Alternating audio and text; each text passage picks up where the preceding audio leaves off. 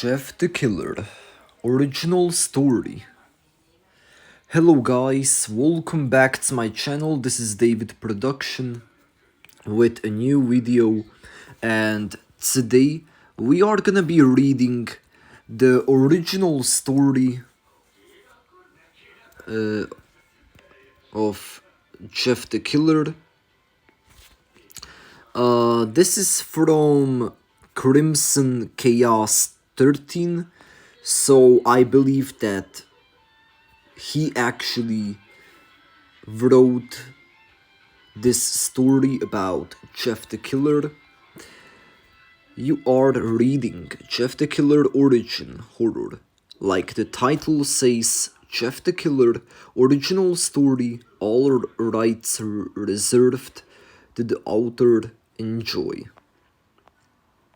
And it has 9.6k views, which is totally crazy, with over 201 comments and 197 stars. I can't believe. All rights and ideas from the original author. Excerpt from a local newspaper.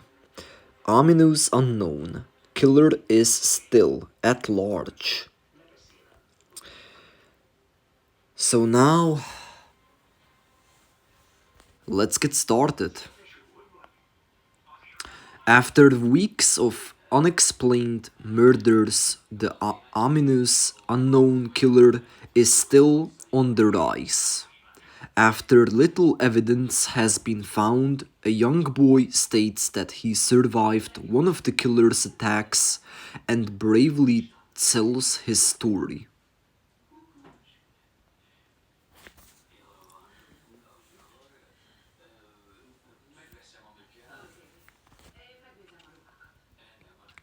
I had a bad dream, and I woke up in the middle of the night, says the boy. I saw that for some reason the window was open, even though I remembered it being closed before I went to bed. I got up and shut it once more. Afterwards, I simply crawled under my covers and tried to get back to sleep.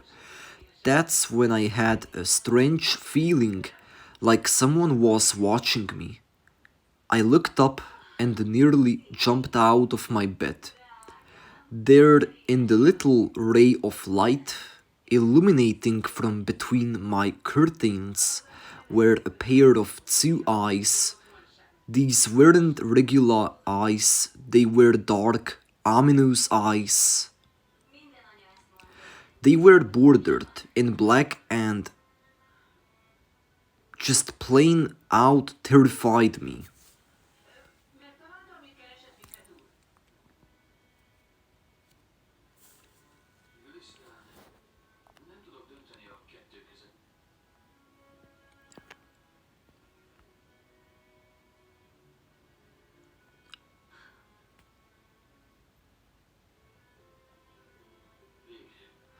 That's when I saw his mouth, a long, horrendous smile that made every hair on my body stand up. The figure stood there, watching me. Finally, after what seemed like forever, he said it. A simple phrase, but said it in a way only a madman could speak. He said, "Go to sleep." I let out a scream. That's what sent him at me. He pulled up a knife, aiming at my heart. He jumped on top of my bed. I fought him back. I kicked, I punched, I rolled around, trying to knock him off me. That's when my dad busted in. The man threw the knife. It went into my dad's shoulder. The man probably would finished him off if one of the neighbors hadn't alerted the police. They drove into the parking lot and ran towards the door.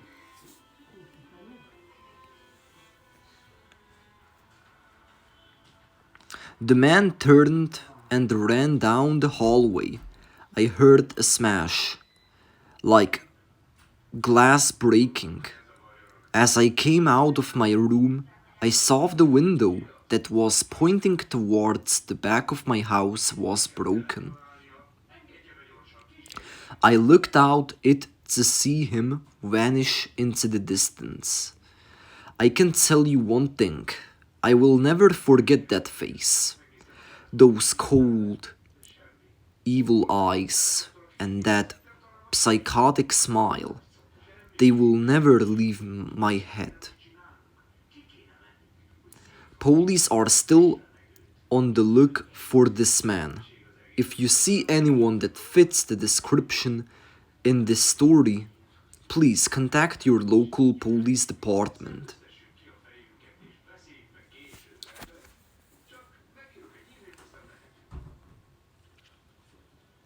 Jeff and his family had just moved into new neighborhood. His dad had gotten a promotion at work, and they thought it would be best to live in one of those fancy neighborhoods. Jeff and his brother Lou couldn't complain that a new better house, what was not to love? As they were getting unpacked, one of their neighbors came by. Hello, she said. I am Barbara. I live across the street from you. Well, I just wanted to introduce myself and to introduce my son. She turns around and calls her son over. Billy, these are our new neighbors. Billy said hi and ran back to play in his yard.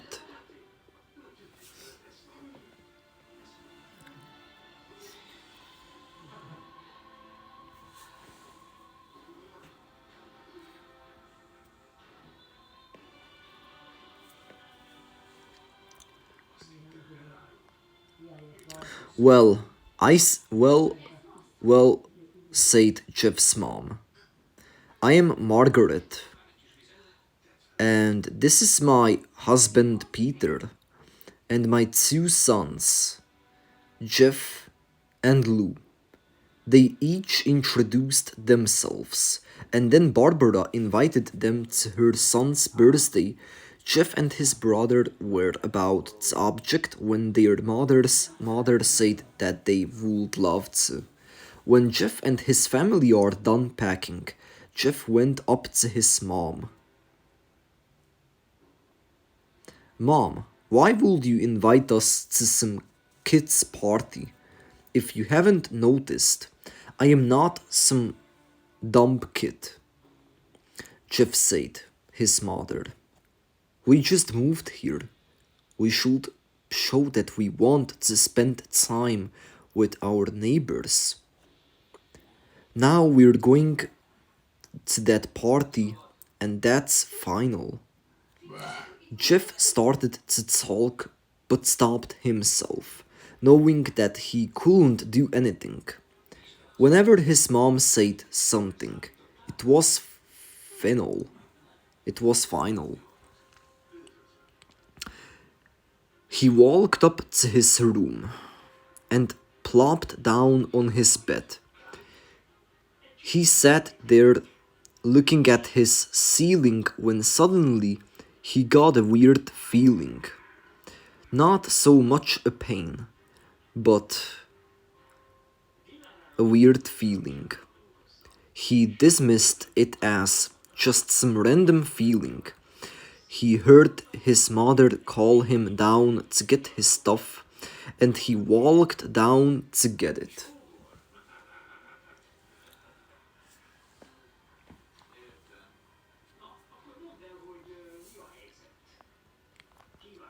The next day, Jeff walked downstairs to get breakfast, and got ready for school. As he sat there, eating his breakfast, he once again got that feeling. This time it was stronger. It gave him a slight tugging pain, but he once again dismissed it. As he and Lou finished breakfast, they walked down to the bus stop. They sat there waiting for the bus, and then, all of a sudden, some kid on a skateboard jumped over them only inches above their laps. They both jumped back in surprise. Hey, what the hell? The kid landed and turned back to them. He kicked his skateboard up and caught it with his hands. The kid seems to be about 12, 1 year younger than Jeff. He wears a Aeropostale shirt and ripped blue jeans. Well, well, well. It looks like we got some new meat. Suddenly, two other kids appeared. One was super skinny and the other was huge. Well, since you're new here, I'd like to introduce ourselves. Over there is Kate. Jeff and Lou looked over to the skinny kid. He had a dopey face that you would expect a sidekick to have. And he's Troy. They looked over at the fat kid, talk about a tube of lard. This kid looked like he hadn't exercised since he was groveling. And I, said the first kid, am Randy. Now, for all the kids in this neighborhood, there is a small prize for bus fare if you catch my drift. Lou stood up, ready to punch the lights out of the kid's eyes, when one of his friends pulled a knife on him. Tsk, tsk, tsk. I had hoped you would be more cooperative, but it seems we must do this the hard way. The kid walked up to Lou and took his wallet out of his pocket. Jeff got that feeling again. Now it was truly strong, a burning sensation. He stood up, but Lou gestured him to sit down. Jeff ignored him and walked up to the kid.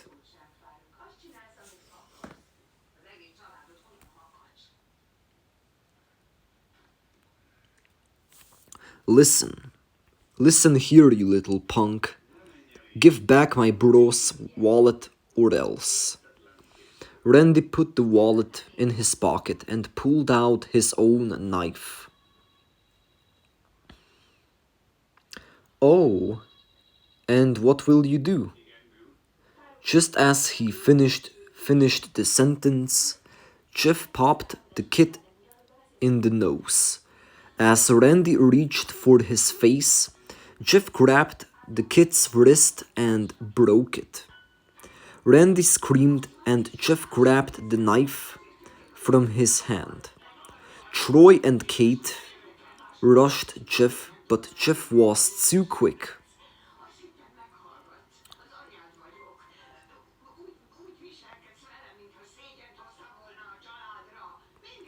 He threw Randy to the ground. Kate lashed out at him, but Jeff ducked and stabbed him in the arm. Kate dropped his knife and fell to the ground, screaming. Troy rushed him too, but Jeff didn't even need the knife. He just punched Troy straight in the stomach and and Troy went down. As he fell, he puked all over. Lou could do nothing but look in amazement at Jeff.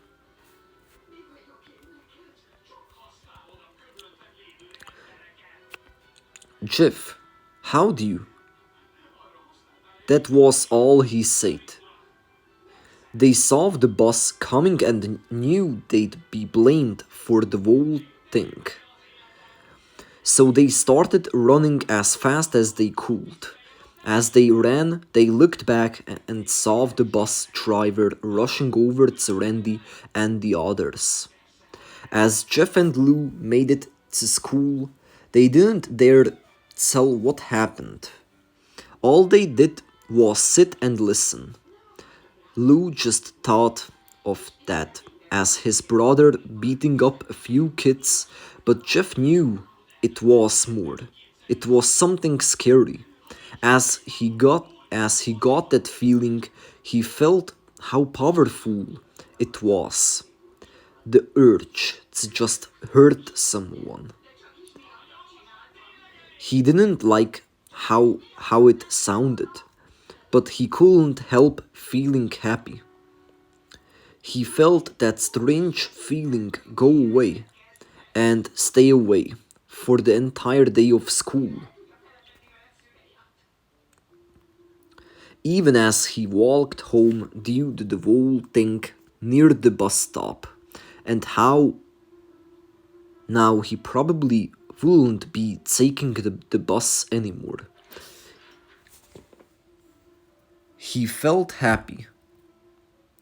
When he got home, his parents asked him how his day was, and he said in a somewhat ominous voice, it was a wonderful day. Next morning, he heard a knock at his front door. He walked down to find two police officers at the door, his mother looking back at him with an angry look. Jeff, these officers tell me that you attacked three kids. That it wasn't regular fighting and that they were stabbed. Stabbed, son. Jeff's gaze fell to the floor, showing his mother that it was true.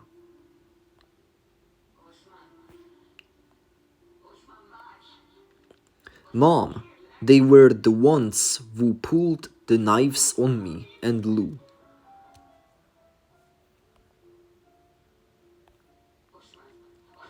Son, said one of the cops, we found three kids, two stabbed, one having a bruise on his stomach, and we have witnesses proving that you fled the scene.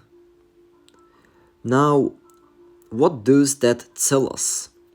Jeff knew it was no use. He could say him and Lou had been attacked, but then there was no proof.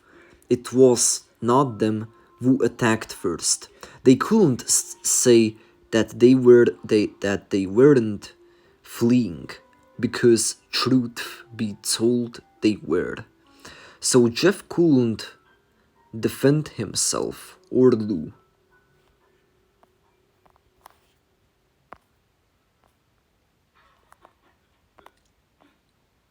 Son, call down your brother. Jeff couldn't do it, since it was him who beat up all the kids.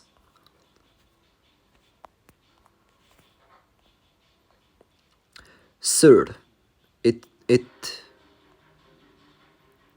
it was me. I was the one who beat up the kids. Lou tried to hold me back, but he couldn't stop me. The cop looked at his partner and they both nodded. Well, kid, looks like a year in juvie. Wait, says Lou. They all looked up to see him holding a knife. The officers pulled their guns and locked them on Lou. It was me. I beat up those little punks. Have the marks to prove it. He lifted up his sleeves to reveal cuts and bruises, as if he was in a struggle. Son, just put the knife down, said the officer. Lou held up the knife and dropped it to the ground. He put his hands up and walked over to the cops. No, Lou, it was me. I did it. Jeff had tears running down his face. Huh, poor boy, poor bro. Trying to take the blame for what I did. Well, take me away. The police let Lou out to the patrol car. Lou, tell them it was me. Tell them. I was the one who beat up those kids. Jeff's mother put her hands on his shoulders.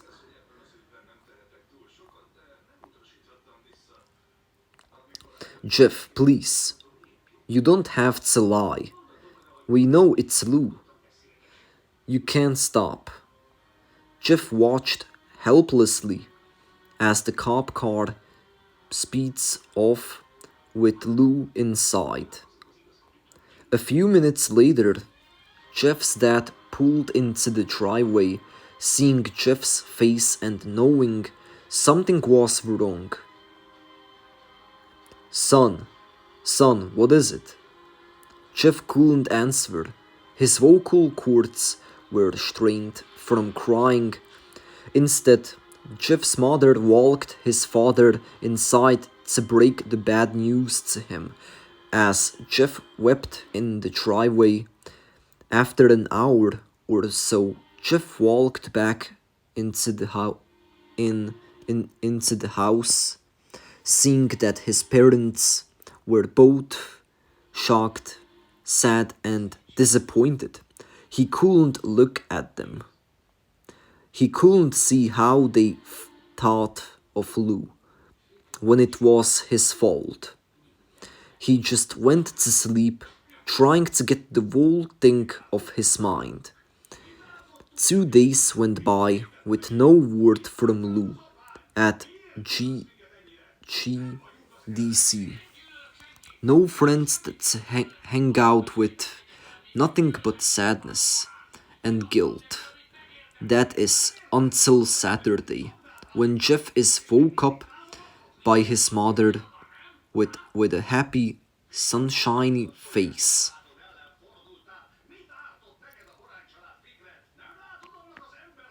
Jeff, it's the day, she said as she opened up the curtains and let light flood into his room. What? What's today? Asked Jeff as he stirs awake. Why? It's Billy's party. He was now fully awake. Mom, you're joking, right? You don't expect me to go to some kid's party after. There was a long pause. Jeff, we both know what happened. I think this party could be the thing that brightens up the past days. Now get dressed. Jeff's mother walked out of the room and downstairs to get ready herself. He fought himself to get up. He picked out a random shirt and pair of jeans and walked downstairs. He saw his mother and father all dressed up. His mother in a dress and his father in a suit. He thought, why they would ever wear such fancy clothes to Kit's party. Son, is that all you're going to wear? Said Jeff's mom. Better than wearing too much, he said. His mother pushed down the feeling to yell at him and hit it with a smile. Now, Jeff, we may be overdressed, but this is how you go if you want to make an impression, said his father. Jeff grunted and went back up to his room. I don't have any fancy clothes, he yelled downstairs. Just pick out something, called his mother. He looked around in his closet for what he would call fancy. He found a pair of black dress pants he had for special occasions and an undershirt. He couldn't find a shirt to go with it. Dot. He looked around and found only striped and patterned shirts, none of which go with dress pants. Finally, he found a white hoodie and put it on.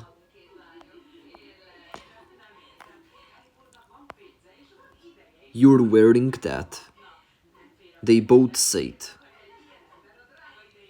His mother looked at her watch. Oh no, time to change. Let's just go, she said as she herded Jeff and his father out the door. They crossed the street over to Barbara and Billy's house. They knocked on the door, and at it appeared that Barbara, just like his parents, way overdressed. As they walked inside, all Jeff could see were adults, no kids. The kids are out in the yard. Jeff, how about you go and meet some of them, said Barbara.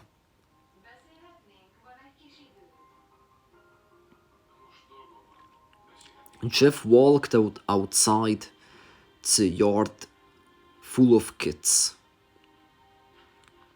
They were running around in weird cowboy costumes and shooting each other with plastic guns. He might as well be standing in a Toys Ross.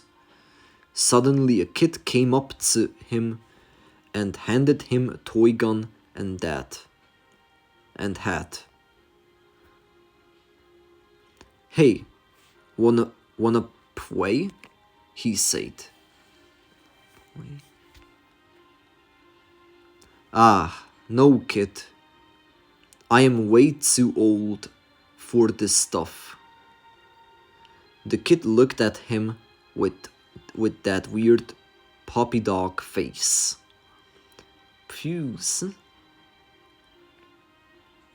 Please, said the kid. Fine, said Jeff. He put on the hat and started to shoot at the kids. At first, he thought it was totally ridiculous, but then he started to actually have fun. It might not have been super cool, but it was the first time he had done something that took his mind off Lou. So he played with the kids for a while until he heard the noise. A weird rolling noise. Then it hit him.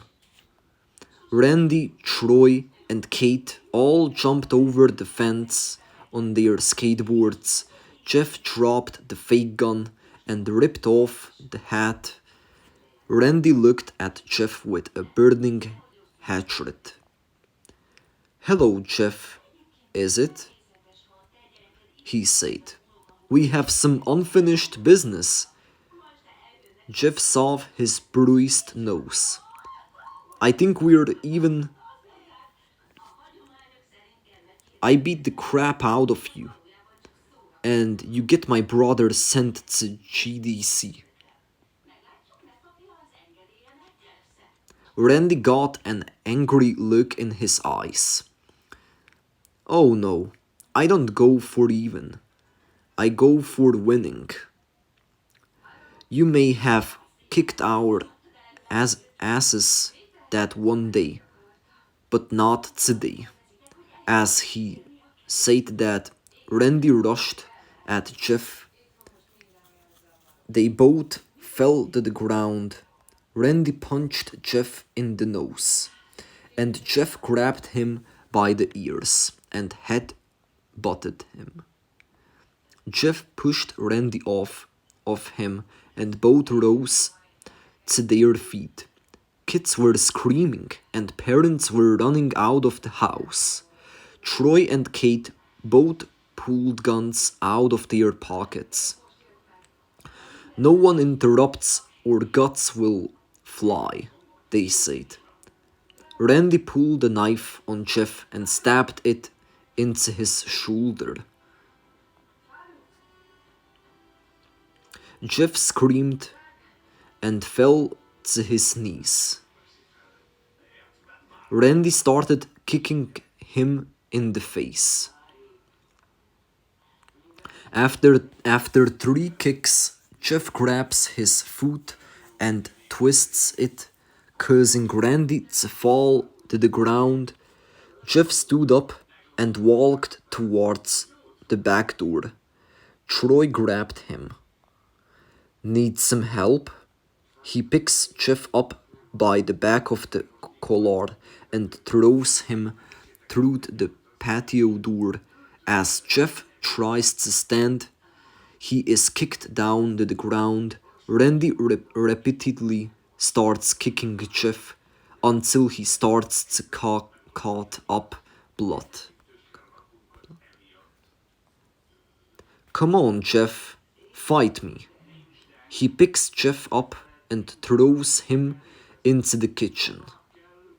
Randy sees a bottle of vodka on the counter and smashes the glass over Jeff's head. Fight! He throws Jeff back into the living room. Come on, Jeff, look at me. Jeff glances up, his face riddled with blood. I was the one who got your brother sent to GDC. And now you're just gonna sit here and let him rot in there for a whole year. You should be ashamed. Jeff starts to get up. Oh, finally, you stand and fight. Jeff is now to his feet, blood and vodka on his face. Once again, he gets that strange feeling, the one in which he hasn't felt for a while. Finally, he's up, says Randy as he runs at Jeff. That's when it happens. Something inside Jeff snaps. His psyche is destroyed. All rational thinking is gone. All he can do is kill. He grabs Randy and pile drives him to the ground. He gets on top of him and punches him straight in the heart. The punch causes Randy's heart to stop.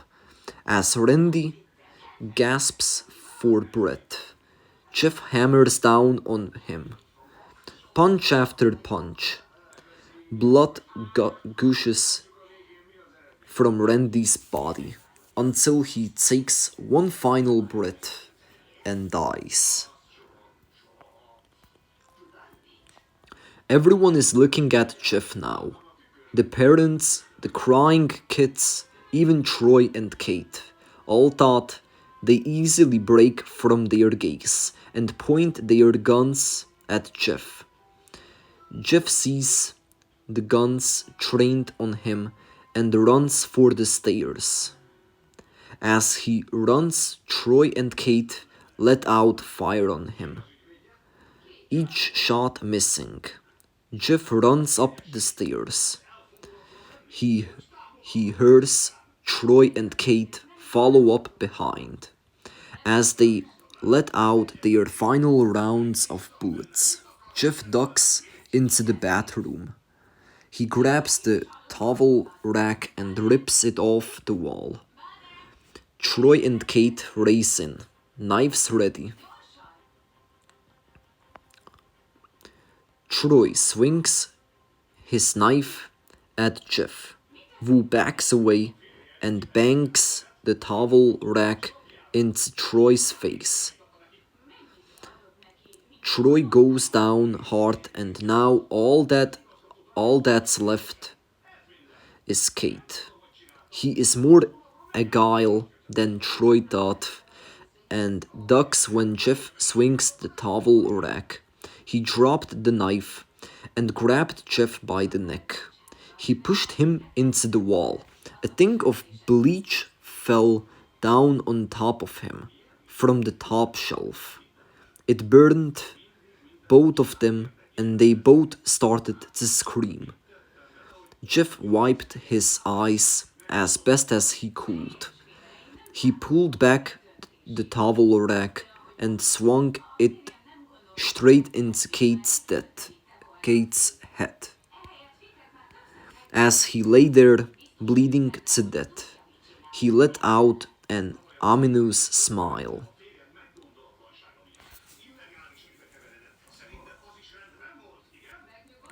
"What's so funny?" asked Jeff. Kate pulled out a lighter and switched it on. "What's funny," he said, "is that you're covered in bleach and alcohol."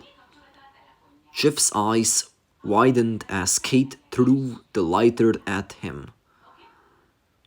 As soon as the flame made contact with him, the flames ignited the alcohol in the vodka. While the alcohol burned him, the bleach bleached his skin. Jeff let out a terrible screech as he caught on fire. He tried to roll out the fire, but it was no use. The alcohol had made him a walking inferno. He ran down the hall and fell down the stairs. Everybody started screaming as they saw Jeff, now a man on fire, dropped to the ground, nearly dead. The last thing Jeff saw was his mother and the other parents trying to extinguish the flame. That's when he passed out. When Jeff woke, he had a cast wrapped around his face. He couldn't see anything, but he felt a cast on his shoulder and stitches all over his body. He tried to stand up, but he realized that there was some tube in his arm. And when he tried to get up, it fell out, and a nurse rushed in. "I don't think you can get out of bed just yet," she said as she put him back in his bed and reinserted the tube. Jeff sat there with no vision, no idea of what his surroundings were. Finally, after hours, he heard his mother. "Honey, are you okay?" she asked. Jeff couldn't answer that. His face was covered, and he was unable to speak. "Oh, honey, I have great news." After all the witnesses told the police that Randy confessed of trying to attack you. They decided to let Lou go. This made Jeff almost bolt up, stopping halfway, remembering the tube coming out of his arm. He'll be out by tomorrow. And then you two will be able to be together again. Jeff's mother hugs Jeff and says her goodbyes. The next couple of weeks were those where Jeff was visited by his family. Then came the day where his bandages were to be removed. His family were all there to see it, what he would look like. As the doctors unwrapped the bandages from Jeff's face, everyone was on the edge of their seats. They waited until the last bandage holding the cover over his face was almost removed. Let's hope for the best, said the doctor. He quickly pulls the cloth, letting the rest fall from Jeff's face. Jeff's mother screams at the sight of his face. Lou and Jeff's dad stared off struck at his face. What? What happened to my face? Jeff said. He rushed out of bed and ran to the bathroom. He looked in the mirror and solved the cause of the distress. His face, it's horrible. His lips were burned to a deep shade of red. His face was turned into pure white color, and his hair sank from brown to black. He slowly put his hand to his face. It had a sort of leathery feel to it now.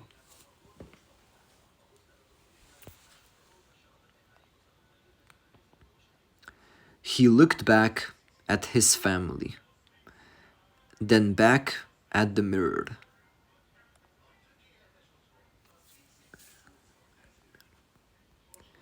Jeff, said Lou, it's not that bad. Not that bad, said Jeff. It's perfect. His family were equally surprised. Jeff started laughing uncontrollably. His parents noticed that his left eye and hand were twitching. Uh, Jeff, are you okay?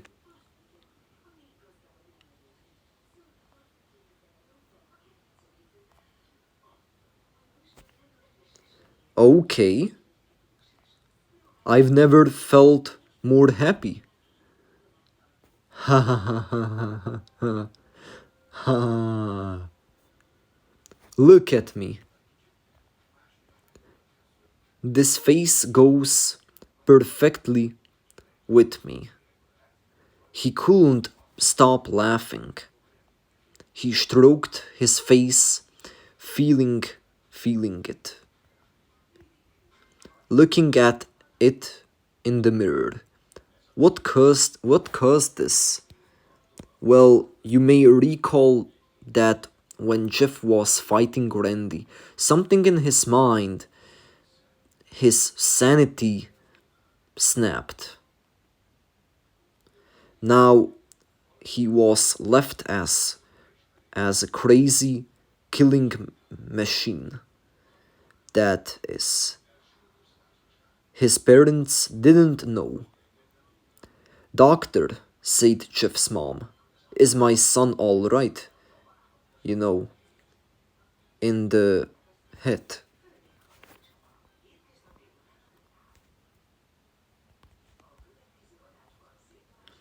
Oh, yes, this behavior is typical for patients that have taken very large amounts of painkillers. If his behavior doesn't change in a few weeks, bring him back here and we'll give him a psycho psychological test. Oh, thank you, doctor.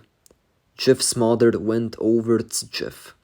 Jeff, sweetie, it's time to go. Jeff looks away from the mirror, his face still formed into a crazy smile. K, mommy. Ha ha ha ha ha. His mother took him by the shoulder and took him to get his clothes. This is what came in, said the lady at the desk. Jeff's mom looked down to see the black dress pants and white hoodie her son wore. Now they were clean of blood and now stitched together. Jeff's mother led him to his room and made him put his clothes on. Then they left, not knowing that this was their final day of life. Later that night, Jeff's mother woke to a sound coming from the bathroom. It sounded as if someone was crying. She slowly walked over to see what it was. When she looked into the bathroom, she saw a horrendous sight. Jeff had taken a knife and carved a smile into his cheeks. Jeff, what are you doing? Asked his mother. Jeff looked over to his mother. I couldn't keep smiling, mommy. It hurt after a while. Now I can smile forever. Jeff's mother noticed his eyes, ringed in black. Jeff, your eyes. His eyes were seemingly never closing. I couldn't see my face. I got tired and my eyes started to close. I burned out the eyelids so I could forever see myself. My new face. Jeff's mother slowly started to back away, seeing that her son was going insane. What's wrong, mommy? Aren't I beautiful? Yes, son, she said. Yes, you are. Let me go get daddy, so he can see your face. She ran into the room and shook Jeff's dad from his sleep. Honey, get the gun. She stopped as she saw Jeff in the doorway, holding a knife. Mommy, you lied. That's the last thing they hear as Jeff rushes them with the knife, gutting both of them. His brother Lou woke up, startled by some noise. He didn't hear anything else, so he just shut his eyes and tried to go back to sleep. As he was on the border of slumber, he got the strangest feeling that someone was watching him. He looked up before Jeff's hand covered his mouth. He slowly raised the knife, ready to plunge it into Lou. Lou thrashed here and there, trying to escape Jeff's grip.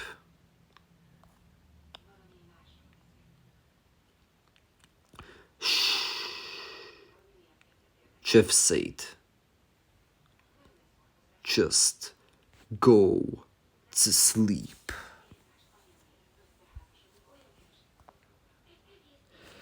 You finished reading Jeff the Killer Origin. Yeah. So, yeah. This is, I think, his entire story of Jeff the Killer. It was quite long, and this video is already 51 minutes. What? That is too long. But I tried to read it as fast as possible for you guys. So here you have Jeff the Killer's original story. So let me know, guys, what do you think about his story?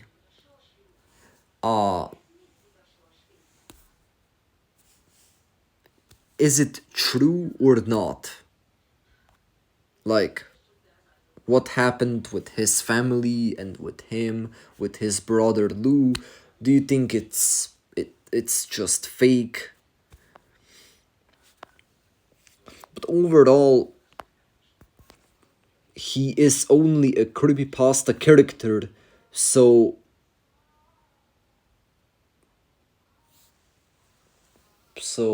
without being said, he's not a real person. Cause I even searched him up on Google, and there it says that he is a fictional character. So yeah. Thank you for watching. Leave a like, subscribe, and don't forget to turn on the post notifications if you want to see more of these creepypasta stories. Let me know in the comments if you want to see me reading for you more creepypasta stories and all these stuffs about like different characters except Jeff. So yeah.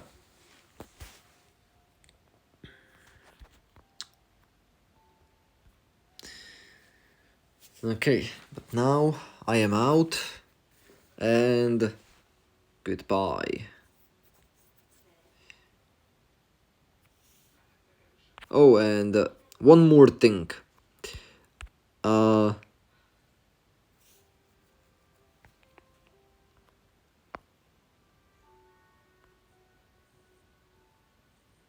I didn't knew that you can actually download this app on the App Store. Wattpad, read and write stories. What? This is crazy. You can actually read and write your own stories. Then I am definitely gonna download this app and I'm gonna start writing some more stories. So make sure to stay tuned, cause uh, I will be doing more like more story videos and stuff like that. Yeah, but now I I think I'm already gonna go. So yeah. Good night guys, and stay safe.